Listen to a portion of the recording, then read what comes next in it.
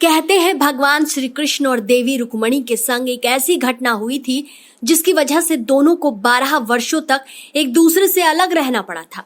इस घटना का साक्ष्य आज भी द्वारिका में मौजूद है, जिसकी कहानी रुक्मणी मंदिर में हर दर्शनार्थी को पुजारी सुनाते हैं।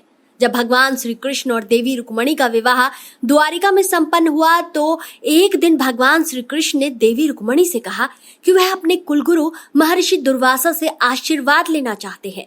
इसके लिए श्री कृष्ण और देवी रुक्मणी रथ पर चढ़कर दुर्वासा ऋषि के आश्रम में पहुंचे। श्री कृष्ण और देवी रुक्मणी ने महर्षि को प्रणाम किया और उनसे आग्रह किया कि आप महल में पधारें और भोजन ग्रहण करके हमें आशीर्वाद दें। महर्षि ने निमंत्रण स्वीकार तो कर लिया, लेकिन एक शर्त भी रख दी। महर्षि ने कहा कि वह उस रथ में नहीं जाएंगे जिसमें युगल आए हैं, यानी आप दोनों आए हैं। भगवान श्री कृष्ण ने कहा कि हे गुरुदेव, आपके लिए हम युगल रथ में अश्व की जगह हो जाते हैं, आप रथ पर सवार हो जाएं। महर्षि रथ में आकर बैठ गए और श्री कृष्ण एवं रुक्मणी रथ में अश्व की जगह खड़े हो गए और रथ खींचने लगे। महर्षि के आश्रम से कुछ दूरी पर देवी रुक्मणी को प्यास लग गई। देवी रुक्मणी की प्यास बुझाने के लिए श्री कृष्ण ने अंगूठे से धरती को चोट किया। गंगा की धारा वहीं फूट पड़ी। इसके बाद रुक्मणी और श्री कृष्ण ने जल पी लिया। इस घटना को देखकर दुर्वासा ऋषि का क्रोध 7वें आसमान पर पहुंच गया और दोनों को शाप दे दिया।